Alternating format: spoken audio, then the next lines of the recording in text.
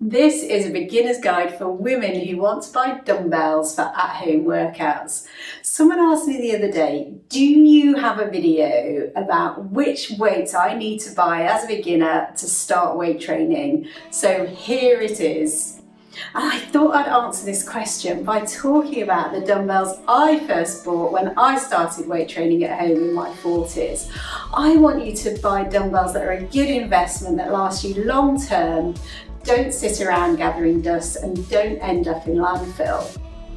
I am also going to talk about progressive overload training, and at the end of the video I will explain some of the weightlifting terms I use throughout the video in case you're not already familiar with them. So even if you don't want to buy dumbbells and just want to continue your strength training using your own body weight or resistance band, keep watching because you still need to apply progressive overload to your training. I'm Ray from Live Yourself Young, and if you don't know already, my passion is to help other women in their 50s to not only start weight training but to keep going for life. So as a beginner, what weight dumbbell should you buy? Well, I'm afraid there isn't a one-size-fits-all exercises. I started with 3 pairs of dumbbells to accommodate different types of exercises. These are the actual dumbbells I bought as a complete beginner, and this is the book I worked to that I started.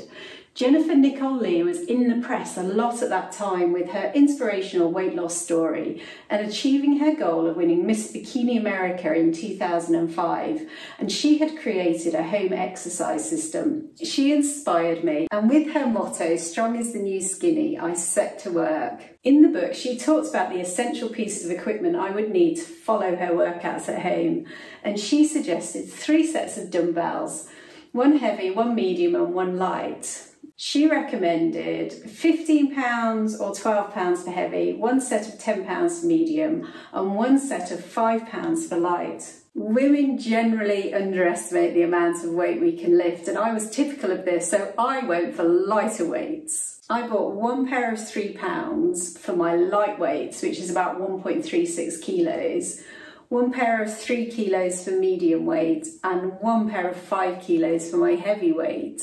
And as it turned out, they were a good starting point for me. I still use 3 kilo and 5 kilo weights in my workouts today. The only weight I don't use now is a £3 weight, but it could still have a place for me in maybe prehab or rehab exercises or even drop sets. When I joined a gym with Andrew at the age of 50, I gave these weights to my daughter Amy, and she still uses them today. And she tells me that the £3 she finds great for shoulders and ab work, and she does recommend them for moving from bodyweight exercises to exercises with weights. So that's how I started. I'd love to hear in the comments if you find this helpful. I would just say there are many different dumbbells on the market with different shapes, different materials, grip size, so read the reviews and buy the best that your budget allows. As you get stronger, you may want to add heavier weights too, and maybe one day you'll turn your spare room into a home gym like I have. I have no experience of them, but I feel I should mention adjustable dumbbells like these ones here. Adjustable dumbbells refers to a single pair of dumbbells like these with removable weights on each side to give you a range of weights in one dumbbell. They are quite popular as they are space saving, but they don't appeal to me for a couple of reasons. For example, drop sets are more difficult because you have to stop in between sets to adjust the weight, and also I think comfort may not be quite as good because they can be quite large. I will soon be posting a full body workout for beginners using dumbbells at home, but I still love my bodyweight training and resistance band training, so do comment below to let me know what other workouts you would like to follow along with me. And before I go, here are some of the weightlifting terms I promised. What is progressive overload? You've heard me talk before about how we want our training to be progressive to see changes in our body. If you do the same workout week after week, it's not progressive, so you won't see the same benefits. Just remember, if it's not challenging you, it's not changing you. I didn't understand about progressive overload when I started, so I never added heavier weights. But as I got stronger, I did intuitively start to do more reps and have shorter rests between sets. And because this is challenging the body, it is progressive overload. Once you establish your goals from your strength training, then you can best work out the way for you to progress your training to reach those goals.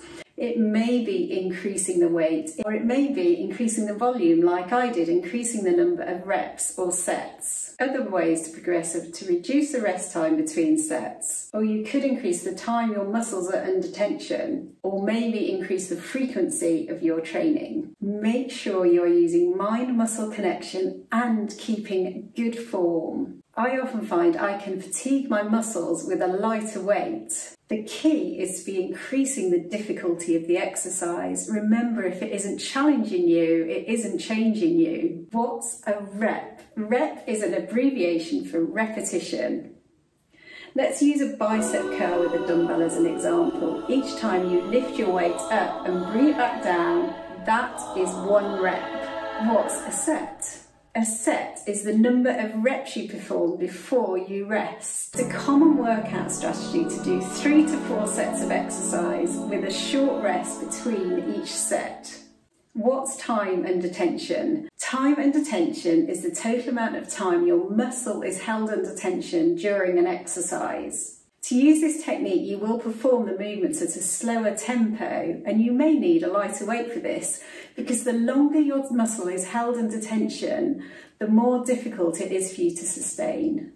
What's a drop set? A drop set is a training technique where you perform a normal set, but instead of resting before your next set, you drop the weight and instantly perform another set until failure.